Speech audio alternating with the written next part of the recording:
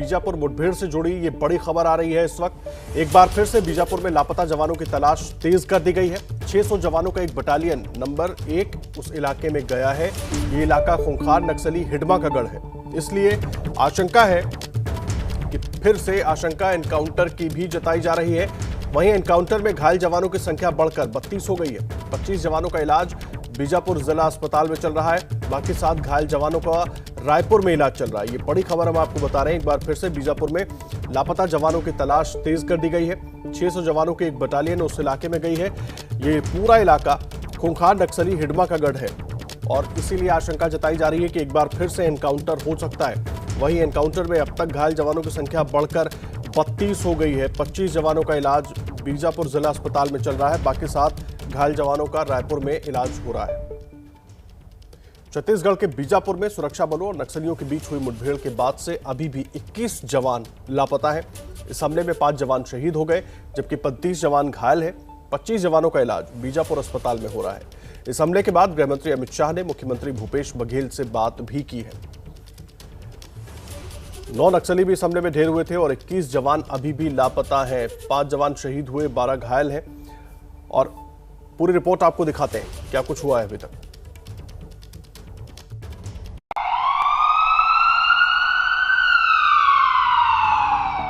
सुरक्षा बलों और नक्सलियों के बीच मुठभेड़ तर्रेम थाना क्षेत्र के जंगलों में हुई। खबर मिली थी कि गांव में नक्सलियों का जमावड़ा लगा है। इसके बाद सुरक्षा बलों के जवान कार्रवाई करने के इरादे से निकले थे। 2 अप्रैल की रात बीजापुर और सुकमा से डीआरजी, एसटीएफ, सीआरपीएफ और कोबरा बटालियन के जवानों को ज्वाइंट ऑपरेशन के लिए भेजा गया था। 3 अप्रैल को दोपहर 12 बजे जोनागुड़ा गांव के पास नक्सलियों से मुठभेड़ हुई। मुठभेड़ करीब 5 घंटे चली। इसके बाद घायल जवानों को लाने के लिए जंगल में हेलीकॉप्टर भेजे गए। घायल जवानों का बीजापुर के अस्पताल में इलाज चल रहा है, जबकि गंभीर रूप से घायल जवानों को एयरलिफ्ट करके रायपुर लाया गया है। 2 चॉपर गए थे, उसमें घायल को लेकर आए थे और एक डेड बॉडी को लेकर आए थे। बाकी और भी सर्चिंग चल रहा है।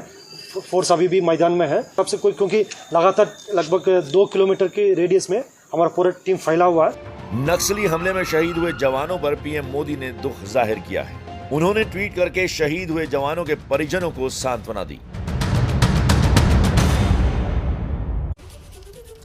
और देखिए, लगातार कोशिशें हो रही हैं कि जो 21 जवान लापता है उनको जल्द से जल्द खोजा जाए और उन्हीं की तलाश के लिए बटालियन भेजी जा रही है। और इस वक्त हमारे साथ हमारे सहयोगी ज्ञानेंद्र तिवारी जुड़ गए हैं। ज्ञानेंद्र तिवारी छत्तीसगढ़ और नक्सल मामलों के बारे में बहुत अच्छी जानकारी रखते हैं। ज्ञानेंद्र, मैं सबसे पहले आपसे जानना चाहूंगा, आपके सोर्सेस की तरफ से जानकारी क्या मिल रही है?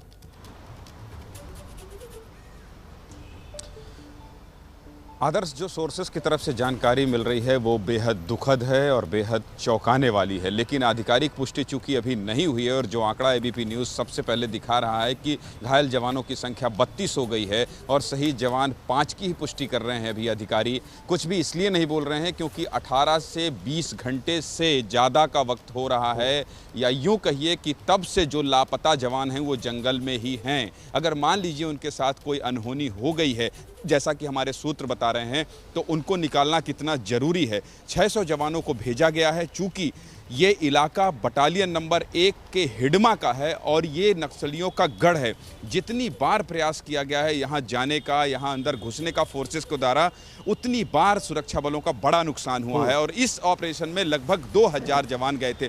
अभी जो 600 जवानों को भेजा गया है रेस्क्यू करने के लिए, इसमें एसटीएफ के जवान हैं, डीआरजी के जवान हैं जो कि उस इलाके में लड़ाई में मास्टर या एक्सपर्ट कहे जाते हैं, सीआरपीएफ और कोबरा के जवान हैं। तो ये 600 जवान गए हैं और हिडमा का गढ़ है वो, वहाँ पे 3 से 4 लेयर की सुरक्षा नक्सलियों की होती है। ऐसे में सुरक्षित जवानों को लेकर वहाँ से आना और ज्ञानेंद्र, मैं आपको बीच में रोक रहा हूं। इस वक्त एक बड़ी खबर आ रही है। गृहमंत्री अमित शाह ने छत्तीसगढ़ के मुख्यमंत्री भूपेश बघेल से बात की है, पूरे मामले की जानकारी ली है। ये बड़ी जानकारी इस वक्त आ रही है, आपको बता दें। गृहमंत्री अमित शाह ने इस पूरे मामले को लेकर अभी तक क्या कुछ हुआ है और क्या कुछ और मदद चाहिए, इन तमाम चीजों को लेकर गृहमंत्री अमित शाह ने छत्तीसगढ़ के मुख्यमंत्री से बात की है। सीआरपीएफ के महानिदेशक को भी छत्तीसगढ़ जाने को कहा गया है। ये बड़ा अपडेट है। लापता जवानों की तलाश के लिए बटालियन भेजी गई है, वो लगातार हम आपको बता रहे हैं। हमारे सहयोगी ज्ञानेंद्र तिवारी भी अपडेट आपको दे रहे हैं। लेकिन इस बीच बड़ा अपडेट ये है कि गृहमंत्री अमित शाह ने छत्तीसगढ़ के मुख्यमंत्री से बात की है। सीआरपीएफ के महानिदेशक को छत्तीसगढ़ जाने को कहा है और इसी बीच प्रधानमंत्री नरेंद्र मोदी ने इस पूरे मामले को लेकर ट्वीट भी किया है। उन्होंने क्या कुछ लिखा है अपने ट्वीट में, एक बार वो भी आपको दिखा देते हैं। मेरी सहानुभूति छत्तीसगढ़ में माओवादियों से लड़ते हुए शहीद हुए जवानों के परिवार के साथ है। ये प्रधानमंत्री नरेंद्र मोदी ने ट्वीट किया। उन्होंने लिखा है, वीर शहीदों की कुर्बानियों को कभी भी भुलाया नहीं जा सकेगा। प्रधानमंत्री नरेंद्र मोदी ने ट्वीट किया है इस पूरे मामले पर। घायल जवानों के जल्द स्वस्थ होने की कामना करता हूं। और लगातार इस पूरे मामले में गृह मंत्री और प्रधानमंत्री हर अपडेट ले रहे हैं और सीआरपीएफ के डीजी को भी वहां पर पहुंचने के लिए कहा गया है। इसके अलावा खुद गृह मंत्री ने भूपेश बघेल से बातचीत की है, वहां के मुख्यमंत्री से। क्या कुछ भूपेश बघेल ने कहा है इस पूरे मसले पर, एक बार वो आपको सुनवाते हैं छत्तीसगढ़ के मुख्यमंत्री ने।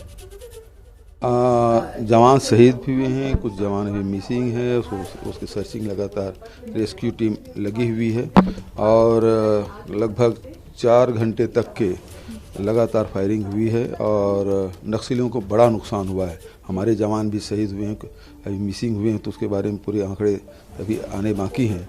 टीम निकली हुई है और मैं उनके परिवार के प्रति संवेदना व्यक्त करता हूं। साथ ही इनकी जो शहादत है वो बेकार नहीं जाएगी और पूरी ताकत के साथ लड़ेंगे। और जहां तक की बात नक्सलियों की है, वो अपने अस्तित्व की आखिरी लड़ाई लड़ रहे हैं। सर, कोई आंकड़ा निकल के आया है कि कितने लोग घायल हैं, मिसिंग हैं और शहीद हुए हैं? कुछ आंकड़ा आपके पास आया? जो 7 घायल हुए थे उसको रायपुर शिफ्ट कर दिया गया है, वो सब आउट ऑफ डेंजर हैं। और थोड़े बहुत और जो चोटें आई थी तो जिला अस्पताल में उसको भर्ती कर दिया गया, वो सब ठीक हैं। 21 लोग लगभग मिसिंग हैं, उसके रेस्क्यू के लिए टीम गई हुई है। जी, अमित शाह जी से भी, गृह मंत्री से भी आपकी बातचीत हुई है? क्या बातचीत हुई है सर? अमित शाह जी का फ़ोन आया था अभी सुबह और इस मामले में बातचीत की और उन्होंने कहा जो सीआरपीएफ के डीजी है उसको भेज रहे हैं, वो पहुंच जाएंगे और फिर आगे की जो प्लानिंग है उसमें लगेंगे। तो ये संयुक्त रूप से ये अभियान चल रहा है। लोकल हमारी जो बीआरजी है और सेंट्रल पैरामिलिट्री फोर्स है, दोनों का संयुक्त अभियान था। सर्चिंग में निकले हुए थे और इसमें ये घटना हुई। सर, क्या अभी आप छत्तीसगढ़? बिल्कुल शाम को जा रहा हूँ।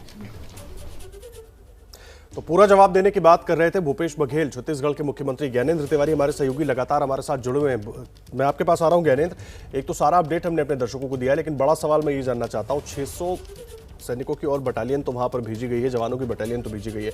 आपने वो पूरा इलाका देखा हुआ है, आखिर क्यों वहां पर नक्सलियों का अपर हैंड हो जाता है और तमाम कोशिशों के बावजूद हम लोग जो है वो पीछे रह जाते हैं?